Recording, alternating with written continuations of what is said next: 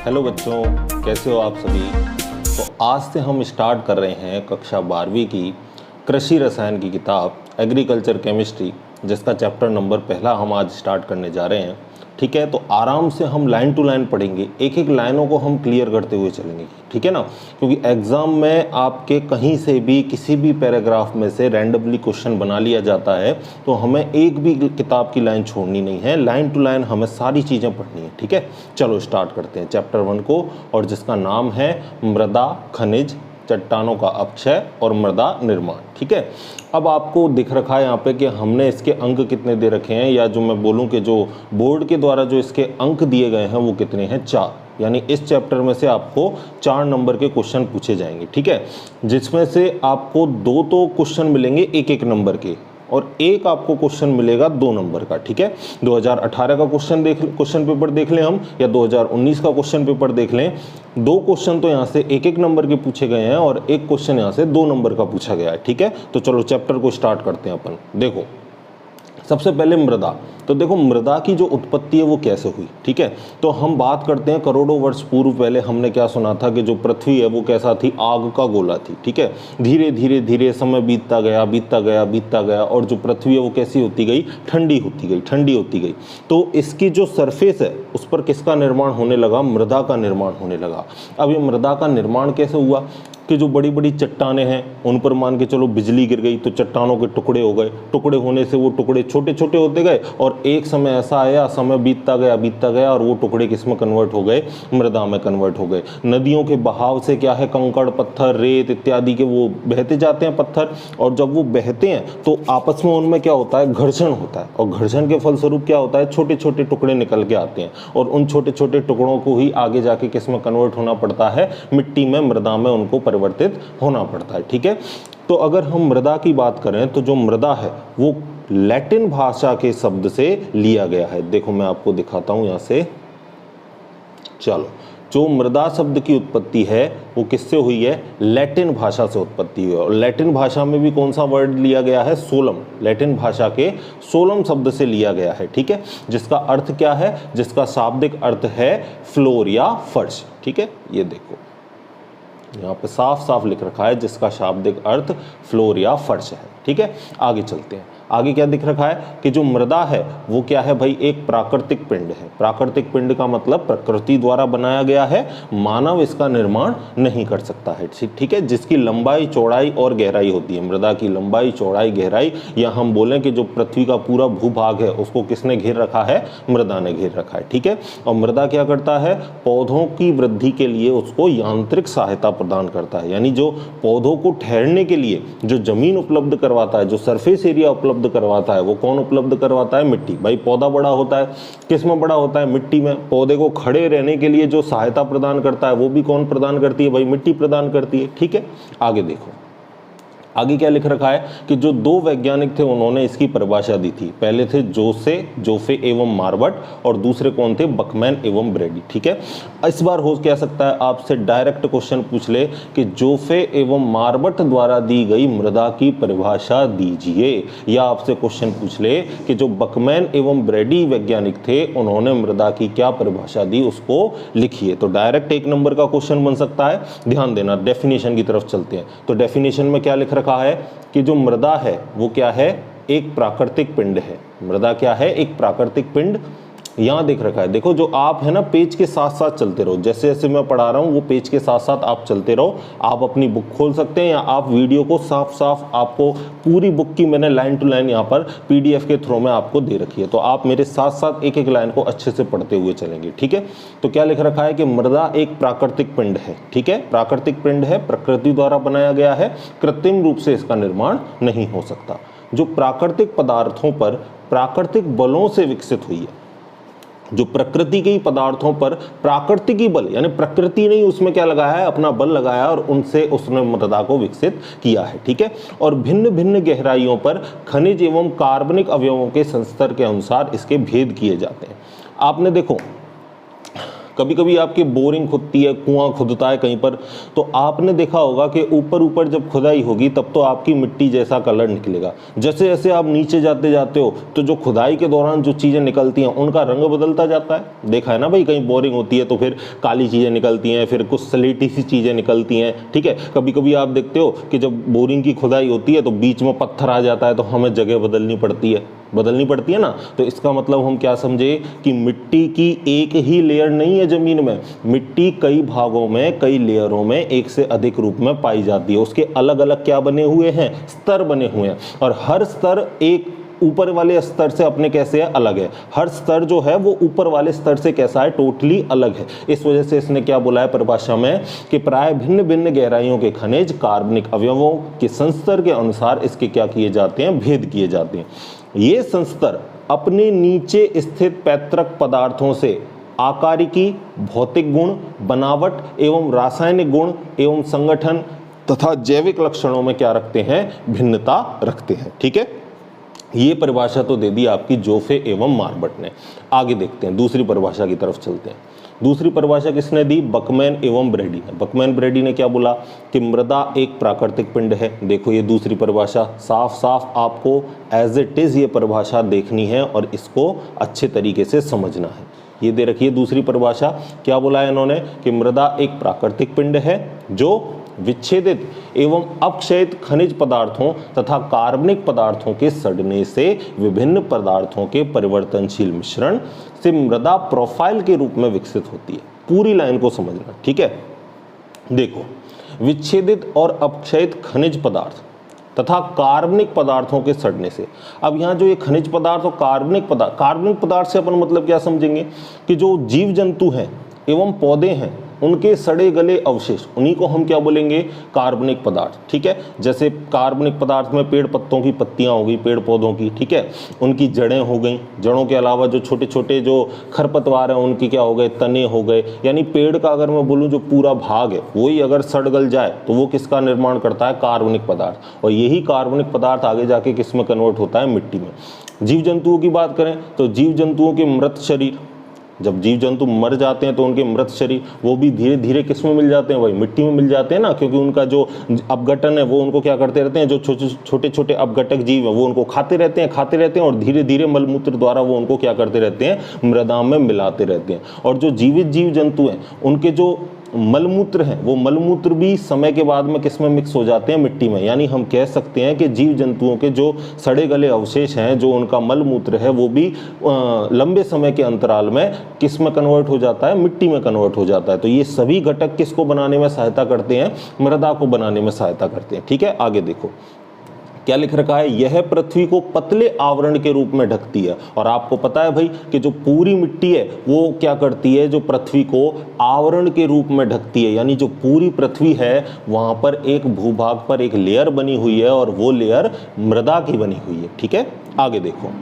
तथा जल एवं वायु की उपयुक्त मात्रा मिलने पर यह पौधों को यांत्रिक आधार व जीविका प्रदान करती है। और अगर इस मिट्टी को अच्छी मात्रा में पानी मिल जाए, इसके मृदा वायु की मात्रा इसकी बढ़ जाए, तो ये पौधों को जीवन प्रदान करने तथा यांत्रिक आधार प्रदान करने का काम करती है। ये परिभाषा किसने दी, बकमैन एवं ब्रेडी। तो यहाँ से आपके कितने क्वेश्चन बने, आपके यहाँ से 2 क्वेश्चन बने। पहला क्वेश्चन क्या बना आपका कि मृदा शब्द की उत्पत्ति किस भाषा से हुई है, तो आप बताओगे कि मृदा शब्द की उत्पत्ति लैटिन भाषा के सोलम शब्द से हुई है। और इस सोलम शब्द का अर्थ क्या है, फर्श। ठीक है, पहला क्वेश्चन ये बन गया। दूसरा क्वेश्चन आपका क्या बना कि बकमैन एवं ब्रेडी तथा जोफे एवं मार्बट द्वारा दी गई मृदा की परिभाषा दीजिए। तो आपके ये 2 क्वेश्चन यहाँ से बन गए। आगे चलते हैं हम अगली हेडिंग की तरफ, मृदा की विशेषताएं। तो मृदा की क्या क्या विशेषताएं हो सकती हैं उनको देखते हैं। ठीक है, तो मृदा क्या है भाई, एक प्राकृतिक पिंड है। यह पादप वृद्धि के लिए प्राकृतिक माध्यम का काम करता है। और दूसरी बात क्या बोला हमने कि कृत्रिम रूप से इसका संश्लेषण नहीं हो सकता। यानी जो मिट्टी का निर्माण है वो केवल प्रकृति ही करती है, यह मानव के हाथ में नहीं है, मानव इसका निर्माण नहीं कर सकता। ठीक है, आगे चलते हैं। इसके निर्माण में मानव सहायता प्रदान कर सकता है, वो मैं बताऊंगा आपको कैसे सहायता प्रदान कर सकता है, लेकिन खुद अकेला इसका निर्माण नहीं कर सकता। ठीक है, आगे देखो, पहला पॉइंट क्या दे रखा है कि विभिन्न संस्तरों में विभाजित होती है। ये बात भी हमको पता है कि भाई जो मिट्टी है वो क्या है, कई तरीके के संस्तरों में विभाजित होती है, ठीक है। और हर संस्तर अपने ऊपरी संस्तर से कैसा होता है, अलग होता है, ठीक है। आगे देखो, मृदाओं में विभिन्न पैतृक पदार्थों एवं जलवायु संबंधी कारकों के कारण इसकी आकारिकी, रासायनिक एवं जैविक संरचना में क्या पाए जाते हैं, अंतर पाए जाते हैं, ठीक है। क्योंकि हर संस्तर अपने संस्तर से कैसा है, अलग है, और मिट्टी का निर्माण अलग अलग पैतृक पदार्थों से होता है, तो इसके रासायनिक गुण, इसकी बनावट, इसकी संरचना सभी कैसी होती है, अलग अलग। आपने देखा होगा मिट्टी के भी कई प्रकार है, काली मिट्टी हो गई, चिकनी मिट्टी हो गई, दोमट मृदा हो गई, बलुई मृदा हो गई। तो ये सारे अलग अलग मिट्टी के प्रकार कैसे बने कि इनके जो पैतृक पदार्थ थे, पैतृक पदार्थ का मतलब जिनसे निर्माण हुआ है। भाई हम भी क्या बोलते हैं, जनकीय पीढ़ी या पैतृक पीढ़ी बोलते हैं ना, तो हमारी पैतृक पीढ़ी कौन हुई, माता पिता, उनकी पैतृक पीढ़ी कौन हुई, हमारे दादा दादाजी, ठीक है ना, दादी और दादाजी। तो कहने का मतलब इसी तरह मिट्टी की भी क्या है, पैतृक पदार्थ है, जिनसे निर्माण उसका हुआ है उसके गुण भी उनसे मिलेंगे, ठीक है। समझ गए आप बात को। आगे चलते हैं, मृदा के कार्य। तो मिट्टी के क्या क्या कार्य हैं उनको देखो। पहला कार्य नंबर फर्स्ट, ठीक है, भूपर्पटी एवं वायुमंडल के मध्य मृदा एक आंतरिक सतह होती है, ठीक है। आकाश और भूपर्पटी का मतलब क्या है, भूमंडल के नीचे जब हम खुदाई करते हैं तो नीचे से क्या निकालते हैं, खनिज पदार्थ निकालते हैं ना। तो आकाश और भूपर्पटी के बीच की जो जगह है, वो बीच की जगह किसका काम करती है, आंतरिक सतह यानी इंटरफेस का काम करती है, एक लेयर का काम करती है, और वो लेयर क्या है, आपकी मृदा है, ठीक है। आगे चलते हैं। इस प्रकार यह प्राकृतिक साधनों जैसे ऊर्जा, जल, गैस एवं पोषक तत्वों का पुनः चक्रण करती है। इन सभी माध्यमों का भूमंडल के अंदर क्या होता रहता है, रिसाइकल होता रहता है, पुनः चक्रण होता रहता है, ठीक है। जैसे जमीन में क्या हुआ, ऊपर आकाश से क्या हुआ, पानी बरसा, और वो पानी बरसकर धीरे धीरे रिस रिस कर कहाँ जाएगा, जमीन के नीचे। और जमीन के नीचे से हम क्या करते हैं, बोरिंग लगाते हैं, और बोरिंग लगा के उसी भूमिगत जल को हम क्या ले लेते हैं, उपयोग में ले लेते हैं। तो ये पूरा क्या चलता रहता है, रिसाइकल चक्र चलता रहता है, ठीक है। पानी की बरसात हुई, वो बरसात का जल धीरे धीरे भूमिगत जल के रूप में संचय हुआ, और वो ही जल आगे जाके हमने हमारे उपयोग में लिया, ठीक है। इस तरीके से पूरा के पूरा रिसाइकल चक्र चलता रहता है। आगे की बात करते हैं दूसरे पॉइंट की। दूसरा पॉइंट क्या कहा है कि मृदा पौधों की वृद्धि के लिए यांत्रिक आधार अभी मैंने आपको बताया था, यांत्रिक आधार एवं जल, पोषक तत्वों तथा पादप जड़ों को ऑक्सीजन प्रदान करने का कार्य करती है। तो मृदा पौधों को यांत्रिक आधार प्रदान करती है, दूसरी बात इनको पोषक तत्व उपलब्ध करवाती है, तीसरी बात हमने क्या बोला कि ये इनको ऑक्सीजन प्रदान करने का काम भी करती है। कौन, मिट्टी। साथ के साथ आप इसमें एक और जोड़ सकते हो, देखो नीचे लिख रखा है ये पॉइंट साफ साफ कि मृदा क्या करती है, सूर्य की ऊर्जा का भंडारण करती है। गर्मी आई सनलाइट से, जो सूर्य से प्रकाश आया, उसकी रोशनी को मिट्टी ने क्या किया, ऑब्जर्व किया, मिट्टी कैसी हो गई, गर्म हो गई, और उस गर्माहट को किसको प्रदान करती है, वो पौधों को। भाई पौधों को भी अपनी उपज के लिए, अपनी वृद्धि के लिए क्या चाहिए, एक उपयुक्त ताप चाहिए, उपयुक्त पानी चाहिए, उपयुक्त पोषक तत्वों की मात्रा चाहिए। तो वो टेम्परेचर कहाँ से मिलेगा पौधों को, पौधों की जड़ों को टेम्परेचर कहाँ से मिलेगा, मिट्टी द्वारा। तो मिट्टी क्या करती है, सूरज की ऊर्जा को उसने अपने आप में संग्रहित किया, और उस ऊर्जा को, उस ऊष्मा को किसको प्रदान कर दिया, पौधों को प्रदान कर दिया, ठीक है। आगे देखो तीसरा पॉइंट, देखो तीसरा पॉइंट क्या है, मृदा की ऊपरी सतह कृषि फसलों के उत्पादन में प्रयोग की जाती है। क्योंकि ऊपरी सतह सबसे ज्यादा कैसी होती है, उपजाऊ। जितना भी उर्वरक होता है, जितना भी कार्बनिक पदार्थ होता है, जितना भी ह्यूमस होता है, वो मिट्टी की कौन सी सतह पर आता है, ऊपरी सतह पर। इस वजह से जो मिट्टी की ऊपरी सतह है, वो सतह किसका निर्माण करती है, आपकी सबसे ज्यादा उर्वरकता का निर्माण करती है। और इसी वजह से हम ऊपरी सतह पर क्या करते हैं, पेड़ पौधों, कृषि इत्यादि का काम करते हैं। और आपको पता है, आपने सुना होगा मृदा अपरदन, एक आपने घटना सुनी है, मृदा अपरदन। मृदा अपरदन क्या होता है, मिट्टी की ऊपरी सतह का बहना, ऊपरी सतह का कटाव।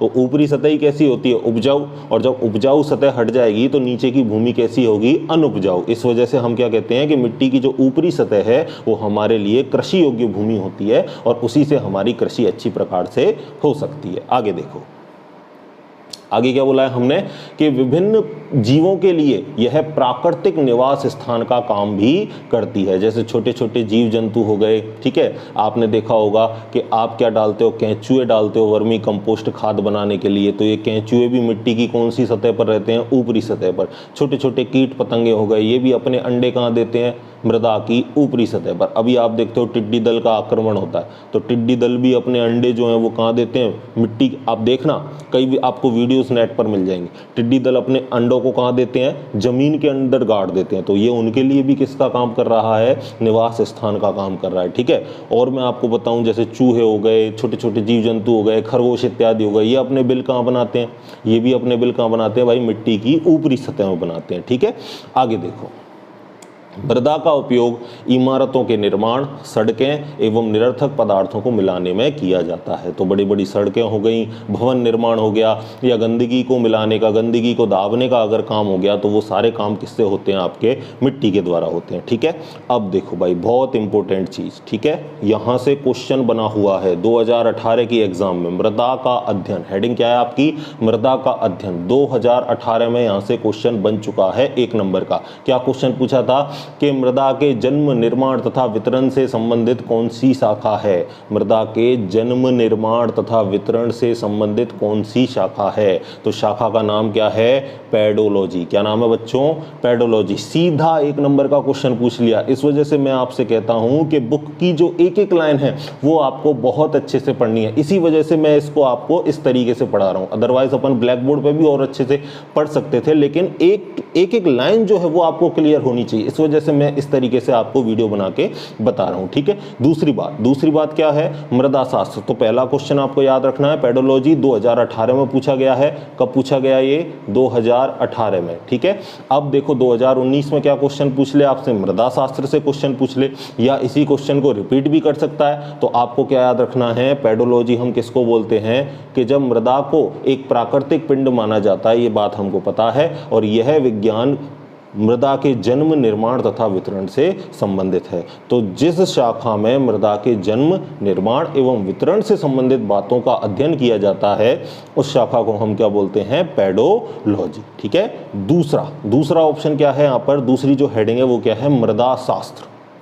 मृदा शास्त्र, अब आपको इसको इंग्लिश में भी याद रखना है, ठीक है, पेडोलॉजी और एडिफोलॉजी, ठीक है। आगे देखो, मृदा का अध्ययन जब उच्च पादप समुदाय की दृष्टिकोण से किया जाता है, तब इसको हम क्या बोलते हैं, मृदा शास्त्र। तो आपको अब क्वेश्चन क्या मिल जाए कि यदि हम मृदा का अध्ययन उच्च पादप समुदाय के दृष्टिकोण से करेंगे तो इसका क्या नाम होगा, तो इस शाखा का नाम होगा मृदा शास्त्र, ठीक है। चलो आगे की बात करते हैं। आगे की बात क्या है, मृदा एक प्राकृतिक पिंड। अभी हमने इसके बारे में डिस्कशन की, मृदा एक प्राकृतिक पिंड के बारे में, और इसमें आप देख लो, एक बार इस पैराग्राफ को पढ़ते हैं। मृदा एक प्राकृतिक पिंड है तथा इसका एक अपना स्वतंत्र अस्तित्व है, ठीक है, इसका कृत्रिम निर्माण संभव नहीं है। इसके गुण विशेष और विभिन्न हैं। इसके गुण कैसे हैं भाई, विशेष हैं, पर्टिकुलर हैं, कैरेक्टरिस्टिक्स हैं, और अलग अलग हैं, ठीक है। अलग अलग मृदा के अलग अलग गुण हैं। मृदा एक प्रकार से जीवित पिंड है। जैसे जीवित प्राणी का जन्म होता है, उसी प्रकार से क्या होता है, धीरे धीरे, जैसे छोटा बच्चा है, छोटा बच्चा धीरे धीरे अपने विकास करता हुआ बढ़ता है, उसी तरीके से मृदा का भी अपरिपक्व अवस्था से परिपक्व अवस्था के तौर पर क्या होता जाता है, विकास होता जाता है, ठीक है। तो क्या बोला हमने, मृदा एक प्रकार से जीवित पिंड है, क्योंकि जीवित प्राणियों के समान, देखो साफ साफ लिख रखा है, जीवित पदार्थों के समान इसका विकास भी कैसे होता है, धीरे धीरे होता है। इसका विकास भी धीरे धीरे होता है। आगे चलते हैं। इनका जन्म पैतृक पदार्थों अथवा चट्टानों से होता है। इनका जन्म भी किससे होता है, पैतृक पदार्थों, चट्टानों से इनका जन्म होता है, और यह परिपक्व अवस्था में पहुंचकर पूर्ण प्रोफाइल के रूप में विकसित हो जाती है। भाई जब चट्टानों से जब टूटते हैं तो छोटे छोटे कण टूटते हैं। वो छोटे छोटे कण कैसे हैं, अभी अपरिपक्व अवस्था में, और धीरे धीरे वो कण ही किस में पहुंच जाते हैं, परिपक्व अवस्था में पहुंच जाते हैं, ठीक है। आगे देखो, अब मृदा को क्या माना जाता है, गतिशील प्राकृतिक, क्योंकि गतिशील है ना, पहले अपरिपक्व थी, फिर धीरे धीरे वो क्या होती जाएगी, परिपक्व होती जाएगी, तो गति कर रही है। तो गति करने की वजह से इसको हम क्या बोलेंगे, यह एक गतिशील पिंड है, ठीक है, आगे चलते हैं। ये जीव एवं सूक्ष्म जीव मृदा के विशेष कार्यों को भी प्रभावित करते हैं। ठीक है, तो यहाँ आपके लिए क्या हो चुका है, मृदा एक प्राकृतिक पिंड का टॉपिक पूरा हो चुका है। ठीक है, अब देखो, अब आगे की जो बात है वो हम क्या करेंगे, नेक्स्ट लेक्चर में बात करेंगे। तो यहाँ से आपको छोटे छोटे 3-4 क्वेश्चन मिल चुके हैं, आप उनको अच्छी तरीके से पढ़ो, बाकी की बात अपन नेक्स्ट लेक्चर में करेंगे। तब तक के लिए बाय बाय, खुश रहिए।